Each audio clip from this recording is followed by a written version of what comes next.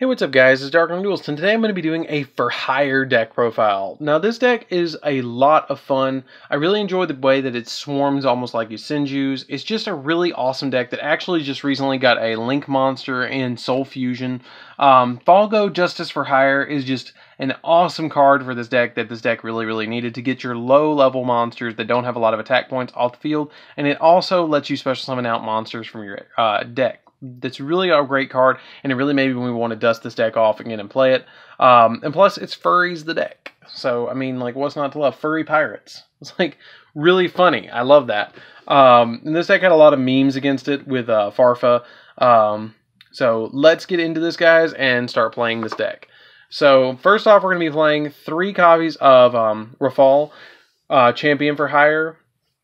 Basically, his effect is that if he's special summoned, you can excavate the top cards of your deck equal to the number of monsters for hire you control, and I love the way that they do that, for hires you control, with different names. And then if you do, add one of them to your hand, also shuffle the rest back in your deck. When your opponent activates a card or quick effect, you can discard one for hire, one card for hire, negate the activation, and if you do, but you can only use this effect once per turn.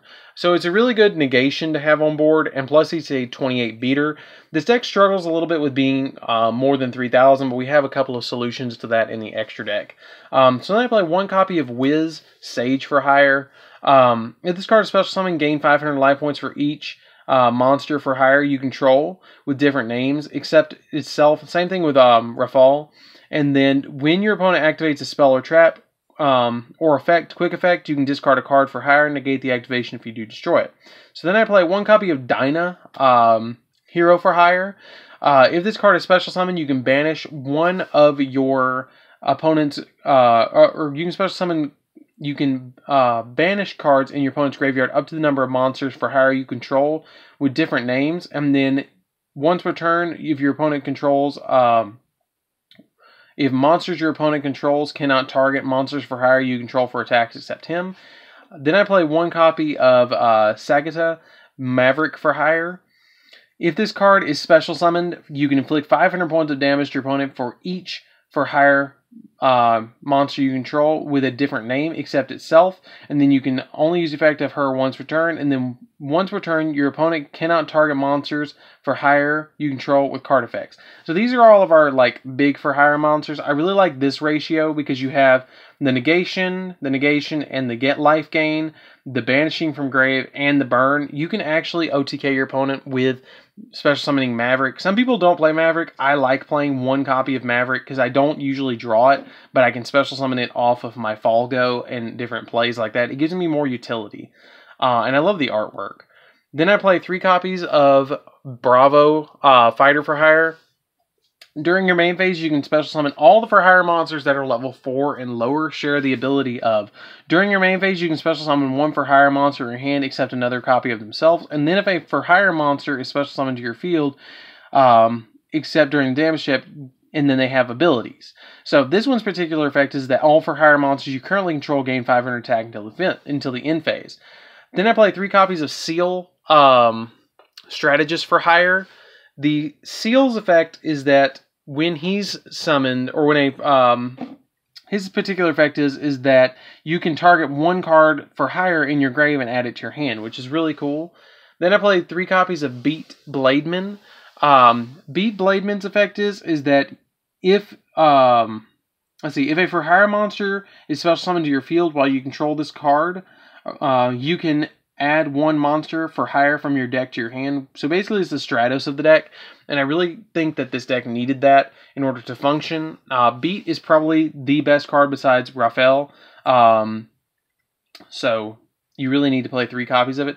Then I play 3 copies of Helmer for hire. Some people play 1, some people play 2. I think 3 is the optimal number, so you can have as many names as possible. During your main phase, you can special summon 1 for hire monster, like all the other ones. And then its other effect is that you can discard a for hire card to draw a card, so it can kind of let you continue on your abilities. The thing that the way for hires really play is like, if I summon this, I then summon Beat, then Seal, then Bravo, and then I finally summon one of my level 5 or higher ones, and that's as high as I can climb with the normal summoning and special summoning effects. I play 2 copies of Recon. This pops set cards, and then I play 2 copies of Donpa. This pops monsters on the field or face-up cards, which is really nice. So it pops sets. Basically, in a nutshell, pops face-up cards, pops sets, lets you draw a card and discard a card, searches a for hire card, lets you add 1 back from the grave, lets them all gain 5 in attack and defense. Basically, that's what they do. But they're really an awesome deck, and it's actually a pretty budget deck if you want to carry it to like locals or regionals. This deck is actually pretty amazing for the price, and just a really awesome deck that is just a lot of fun. Like, I really enjoy playing this deck. But let's get into the spells, guys. So for the spells, I'm going to be playing 1 copy of Reinforcements in the Army. You can actually search Beat Bladesman with this. 1 copy of Monster Reborn. Monster Reborn is really good because, like, if you have Raphael in the grave, you can special summon him back, or the Champion for Hire. Soul Charge. If Soul Charge gets him on the ban list, look at the pinned comments, guys, and I'll tell you what to play instead. I play 1 copy of Pot of Desires. You can't Desires into a Desires if you only play 1 copy. So I play 1 copy of Pot of Desires.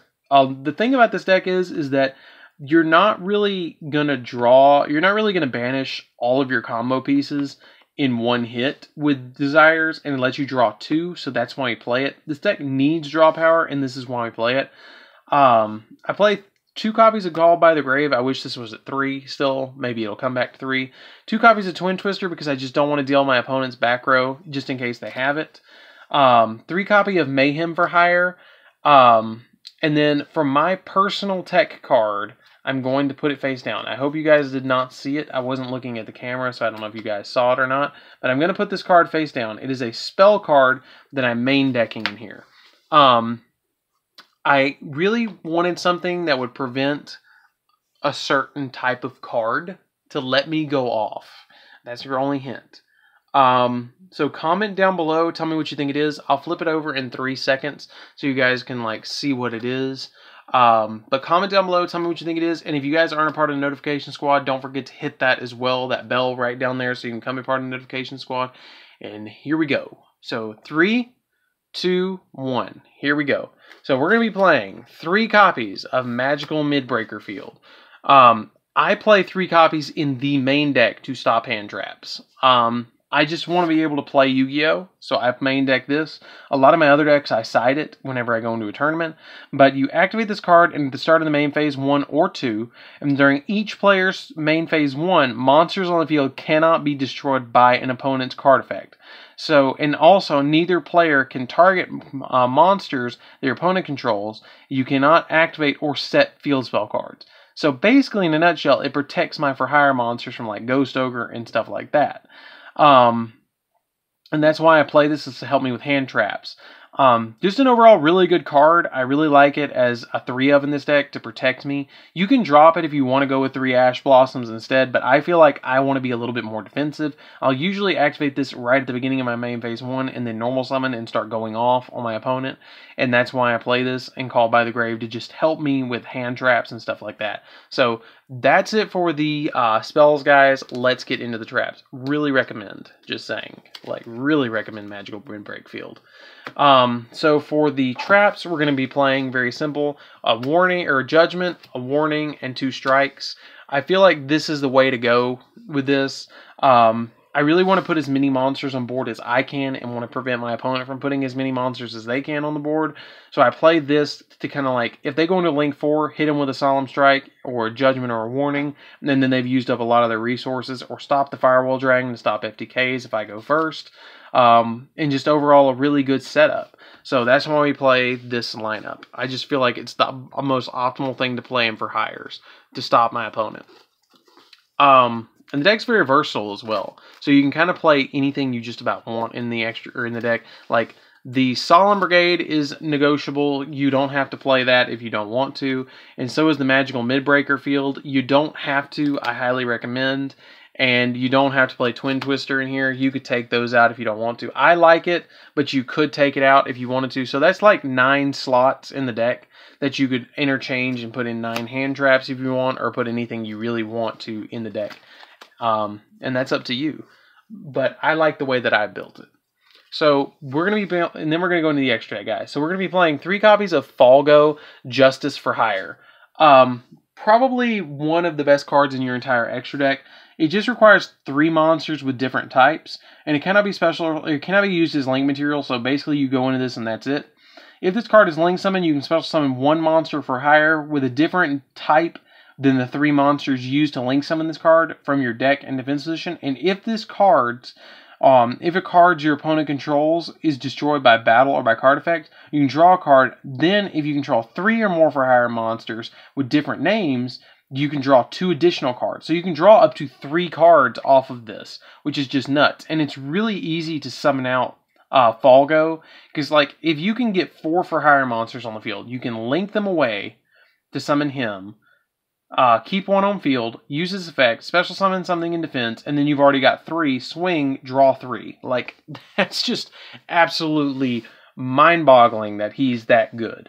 1 Boral Load, and 1 Boral Sword, just to, like, OTK our opponent. Topologic Trisbania.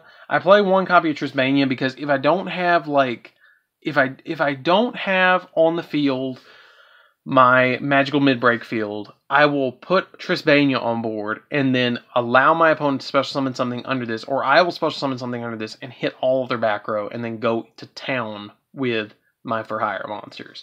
So it's just an overall okay situational card. It's really good against Altergeists, and it's really good against Paleos because like you can hit their entire field 1 time and it's over. I play 1 copy of Unicorn just to bounce stuff. I play Phoenix to pop spells and traps. Cerberus to pop monsters. Underclock Taker to hit my opponent's monsters and reduce their attack just in case I need to.